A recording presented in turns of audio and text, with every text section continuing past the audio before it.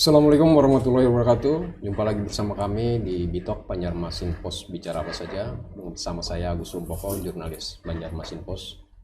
Dan alhamdulillah kita kedatangan tamu. Kita mengundang Bapak Jul Faisal, Kepala Bidang Kebudayaan Dinas Kebudayaan Pemuda Olahraga dan Pariwisata Kota Banjarmasin. Selamat sore Pak. Selamat sore, Assalamualaikum Mas Agus. Waalaikumsalam. Bersama kami juga ada Pak Mansur, dosen sejarah FKIP Unlam, yang juga anggota tim ahli cagar budaya Banjarmasin. Assalamualaikum Pak Mansur. Waalaikumsalam warahmatullahi. Kedua narasumber ini kami undang untuk membahas soal pembongkaran langgar bersejarah di daerah Jalan Pria Tendean di Siring Sungai Martapura Banjarmasin. Pertanyaannya adalah kenapa dibongkar? Kan bendanya bersejarah nih, perlu dilestarikan. Nah, pertanyaan pertama adalah kenapa dibongkar? Sebelum itu jika ada sobat Bepos yang ingin bertanya kepada beliau, silakan menghubungi ke kontak kami di akun kami di Instagram Banjarmasin Post, kemudian juga di YouTube dan juga di Facebook. Oke Pak Jul Faisal, kita ngobrol Pak Mansur. Kita ngobrol-ngobrol nih Pak Mansur. Pertanyaannya pertama adalah beberapa hari ini ada penemuan benda-benda lama, benda-benda agak aneh untuk kehidupan sekarang itu di kawasan Langgar Hinduan. Itu satu. Kemudian juga pertanyaannya kenapa kenapa langgar itu dibongkar, karena walaupun bernilai sejarah tinggi. Mungkin Pak Jul Faisal. Ya, baik, selamat sore. Jadi ini memang ada pekerjaan utama ya, yaitu rehabilitasi langgar itu. Ada pekerjaan tambahan mencari benda yang sudah lama isunya itu ada. Jadi konon menurut penduduk setempat itu sekitar tahun 70-an itu ketika ada renovasi teras depan itu sempat terlihat moncong. Mereka saat itu tidak punya peralatan, tidak punya keberanian, dan waktu itu konon katanya Banjarmasin Post sudah meliput bahwa patut diduga itu moncong meriam. Dan itu terkubur sekian lama. Nah, ketika kita melakukan pembongkaran Al-Hinduan untuk rehabilitasi itu, dimunculkanlah mumpung digali. Maka itulah Pak Wali saat itu ketika mulai ada penggalian itu langsung turun ke lapangan dan memberikan arahan bahwa lakukan penggalian yang patut diduga tadi meriam. Digali dengan hati-hati, dan itu menjadi tugas tambahan bagi kami. Alhamdulillah bekerjasama dengan pihak kontraktor penyedia, mereka bersedia menambah hari lah, kemudian meminjamkan ekskavator. Kita galilah hari Jumat ya. Nah, sebelum Jumatan itu sudah sempat kita gali, memang kelihatan moncong, dan itu kita foto-foto itu sudah menyebar banyak sebelum Jumatan bahwa meriam. Karena mulutnya itu mulut meriam gitu kan. Habis Jumatan, setelah kumpul semua, termasuk kami minta bantuan pemadam kebakaran dan sebagainya untuk penyemprotan, kita bongkarlah seutuhnya. Dan ternyata yang diduga mirip meriam itu sebuah benda yang memang ulun sendiri juga belum pernah melihat. Ya, benda itu kita angkat ke permukaan, dibersihkan, dan kemudian tim ahli cagar budaya waktu itu Pak Mansur dan Pak Mursalong itu meneliti. Memang ada beberapa dugaan-dugaan ya saat itu. Dugaan pertama keni penyambung pipa. Tapi ada sedikit bantahan kenapa keni kok tertutup bagian belakang. Kemudian dugaan kedua, jangan-jangan ini memang ada hubungan dengan meriam. Misalnya tumpuan atau pijakan meriam gitu kan. Dugaan ketiga ada hubungan sama kapal, benda belum disebut kata uap dan sebagainya. Itu yang terjadi, dan kemudian di masyarakat alhamdulillah positif, masyarakat pengen tahu sebenarnya itu apa. Itu jawaban saya, dan Sekarang nampaknya sudah ada titik terang oleh kawan-kawan tim ahli cagar budaya karena sudah ketemu gambar yang mirip pada zamannya sehingga sementara bisa diasumsikan ini apa, nanti tanya langsung ahlinya. Nah, seperti itu. Kemudian kenapa langgar Al-Hinduan itu dibongkar? Ya, ini langgar sudah lama, sejak 1915. Ya, 1915 dan itu udah 106 tahun, 7 tahun yang lalu. Dulu disebut Langgar Batu.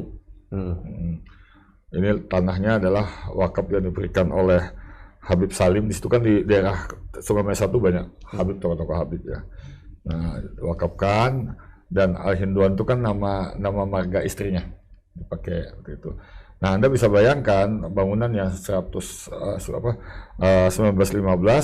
kemudian memang ada beberapa renovasi. Jadi ketika kami setahun yang lalu melakukan kajian, bangunan itu sebenarnya sangat rapuh ya. Lantainya bahasa Banjar sudah mulai tahan tak, dan Pak Maskur dan teman-teman sudah mengkaji apakah ini layak disebut cagar budaya. Dan memang ada sudah keputusan Pak Wali tahun 2022 ya, bahwa itu berdasarkan hasil penelitian teman-teman ini bahwa itu memang cagar budaya. Nah, pertanyaannya kenapa dibongkar, kok cagar budaya dibongkar? Masyarakat kita memang cenderung mengatakan kalau cagar budaya itu pantang dibongkar. Tapi ada undang-undang yang nomor berapa tuh Pak tahun yang sudah dibuat oleh pemerintah ya, nomor 11. Jadi di pasal 57, pasal 58 itu ada ayat mengatakan, ada bagian menyatakan bahwa alasan penyelamatan. Nah, alasan penyelamatan kalau tidak diselamatkan malah nanti hancur. Maka dengan alasan penyelamatan yang memang sudah ada regulasinya itu diputuskan untuk merehabilitasi langgar itu, dan kelak nanti kami akan bangun semirip mungkin dengan ukuran yang sama, yang sama replikanya. Ya, itu kan ada bangunan-bangunan tambahan. Di foto-foto yang lama itu tidak kita temukan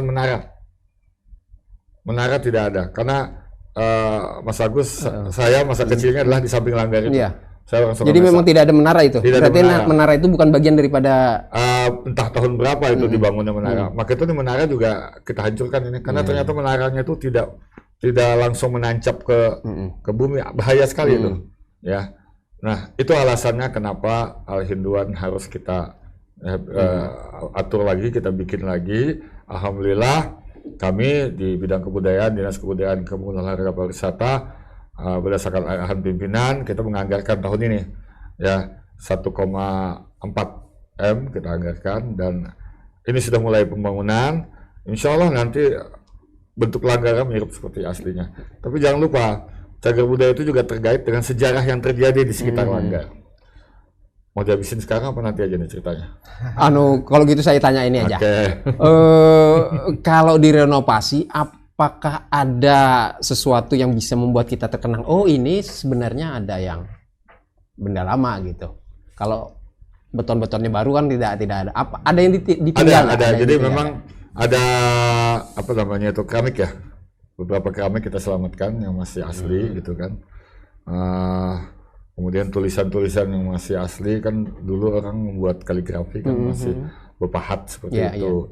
Itu kita selamatkan, dan arahan pimpinan nanti ada beberapa di satu sudut atau apa di bagian musola itu kita tempelkan bahwa ini benda asli. Kita juga membuat ruangan tambahan di sebelah kiri musola itu untuk tempat duduk, kamar mandi, tempat istirahat. Di situ nanti apakah bisa dibuatkan semacam perpustakaan kecil? Iya. Karena perpustakaan kecil, karena di sebelah kiri langgar itu ada sejarah tahun 1935 ya, salah 31, yaitu Muktamar Nahdlatul Ulama.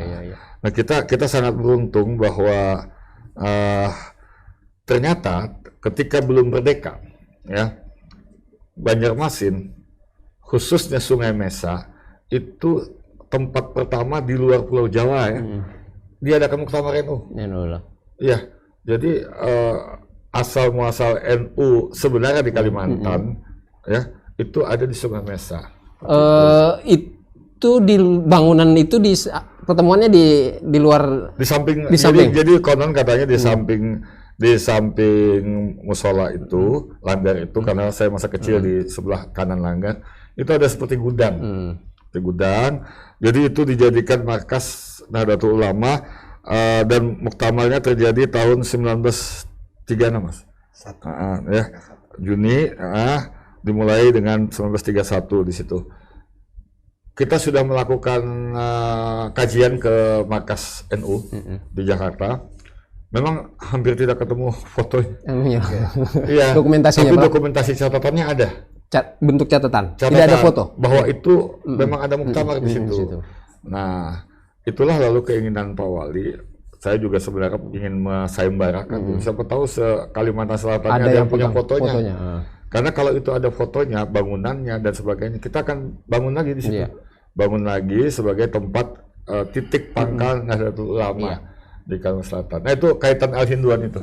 Jadi kalau yang langgar itu full langgar itu, bangunan yang lainnya terpisah begitu? Mungkin atau bangunan di sebelahnya gitu. itu ada, itu kan padat penduduk kan di Jalan Pertendian itu pada zaman itu.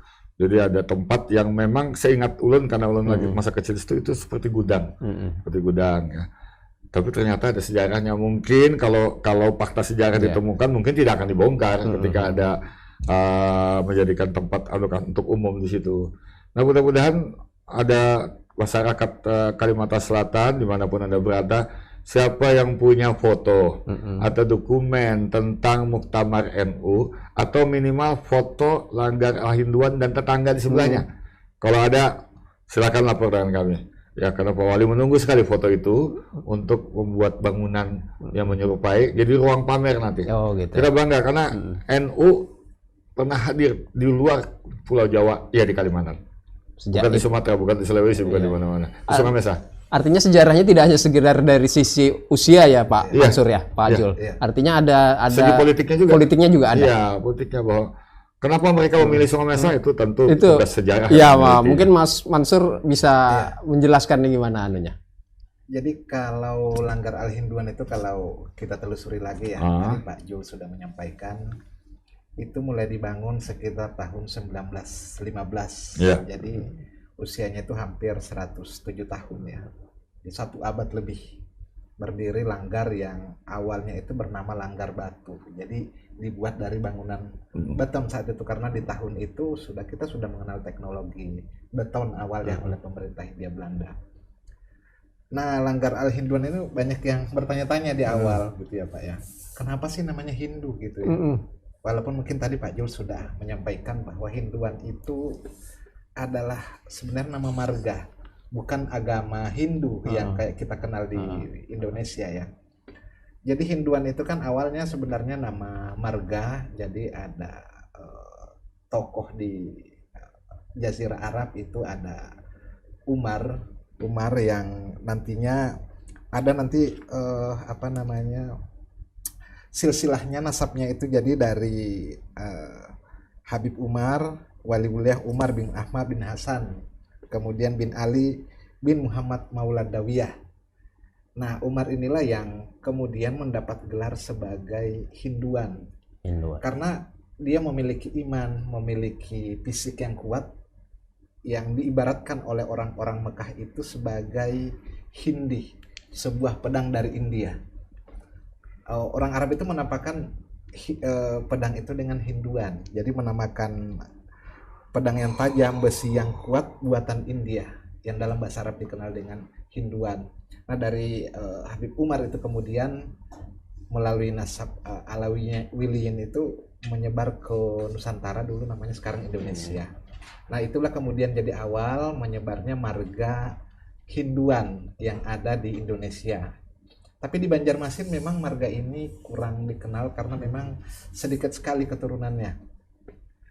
Nah, dari Saripah Salma Al-Hinduan itu istri dari Habib Salim, itu di tahun, menurut keterangan dari Pak Abdurrahman selaku ketua yayasan itu mulai dibangun 1915 dari tanah wakaf. Jadi tanah itu diwakafkan oleh Saripah Salma Al-Hinduan, kemudian dibangun oleh suaminya Habib Salim. Sesudah dibangun langgar di atas tanah wakaf itu, mereka pindah ke Mekah. Jadi itu mereka tidak lagi bertempat tinggal di situ. Sementara sanak keluarganya juga tidak ada. Memang sih masih ada beberapa sampai sekarang beberapa keturunan marga Al-Hinduan, tapi nampaknya tidak terkait langsung dengan Saripa Salma Al-Hinduan. Nah, dari nama Al-Hinduan itulah kemudian kita banyak mengenalnya dengan Langgar Al-Hinduan atau dulu dikenal dengan Langgar Batu. Karena di Banjarmasin ini banyak yang gelar-gelar batu ya saat itu ya. Ada Gerja Batu, ada Langgar Batu. Gerja Batu kan mungkin yang di ini ya. Di sebelah kantor pos. Iya. Karena mungkin zaman Iya. semen malah Zaman penemuan batu. semen. Penemuan semen. Iya. Dulu kayu gereja itu kan pindah kemudian menjadi Gereja Batu sampai ada sampai sekarang. Nah, dari umurnya itu yang 107 tahun kan 1 abad lebih, memang memiliki banyak nilai sejarah saat itu, di samping mewakili memang gaya bangunan yang ada saat itu. Jadi gaya bangunannya kan memang gaya bangunan di tahun awal abad ke-20, awal tahun 1900. Jadi memang perlu dilestarikan. Tetapi kan berkembang kemudian Langgar itu memiliki ini ya, apa namanya, ada perubahan bangunan. Jadi dari foto kami bandingkan foto tahun 50, kemudian ada kartu lebaran tahun 50, kemudian ada beberapa foto lagi yang diabadikan oleh Habib, saya lupa nama Habibnya, ada di Marabahan, tapi itu setelahnya. Itu menunjukkan memang Al-Hinduan bentuknya tidak seperti yang ada sekarang. Jadi melalui undang-undang tadi yang disampaikan oleh Pak Jul Faisal, melalui undang-undang terbaru tentang rehabilitasi bangunan, sangat dimungkinkan untuk mengembalikan lagi. Jadi kita kembalikan lagi ke model semula dengan meninggalkan beberapa benda-benda yang masih asli. Di antaranya kayak tehel tadi ya. Dulu namanya tehel, sekarang keramik. Karena pakai nama Belanda ya Pak ya, tehel, tegel. Tegel tapi bacanya tehel. Nah, itu sepintas sejarah dari Langgar Al-Hinduan dalam pembangunannya. Nah, nilai sejarahnya ini makin bertambah setelah menjadi saksi bisu. Saya bilang saksi bisu lokasi tempat diadakannya Muktamar NU tahun 1931. Jadi di sebelah Langgar itu dulu, mungkin Pak Jul masih melihat ya, itu ada bangunan bertingkat 2 yang dikatakan dengan bangunan apa namanya dulu itu Pak, Sungai Mesa 32 ya kalau nggak salah. Iya, Sungai Mesa 32 nomor. 32. Karena di Jalan Sungai Mesa nomor 32. Iya, betul. Nah, di rumah yang bertingkat itulah diadakan kongres. Kongres ini jauh-jauh dari Jawa Timur, dari hampir seluruh cabang di Nusantara datang. Nah, pada waktu itu bahkan ada yang menuliskan kakeknya Gus Dur deh, yang Hasyim Asy'ari itu juga datang sempat. Tapi ada versi lain, ada yang mengatakan tidak datang, tapi hanya menitipkan pidato untuk disampaikan di Langgar di Muktamar Samping. Nah, waktu itu Langgar Al-Hinduan sudah ada. Jadi kemungkinan besar sudah dipakai orang untuk salat, untuk beribadah. Nah, yang penting juga dari muktamar itu sebenarnya bukan karena muktamarnya saja, tapi paham tentang Indonesia, tentang perjuangan melawan pemerintah kolonial, tentang perjuangan mendirikan namanya pemerintah Indonesia yang berdaulat. Walaupun saat itu memang Belanda ini pada sisi lain tidak menyetujui karena dia tidak ingin kita merdeka, tetapi ternyata paham tentang awal-awal kemerdekaan itu sudah muncul dari samping Langgar Al-Hinduan seperti itu. Jadi itulah nilai historisnya. Jadi dari segi arsitektur tahun 20 dibangunnya juga lebih 1 abad, maupun menjadi tempat muktamar yang melahirkan paham bahwa Indonesia itu harus merdeka, seperti itu. Nah, mungkin itu Bang ininya apa namanya sepintas cerita tentang Al-Hinduan, nama sehingga orang tidak bertanya-tanya lagi kenapa Hindu gitu ya.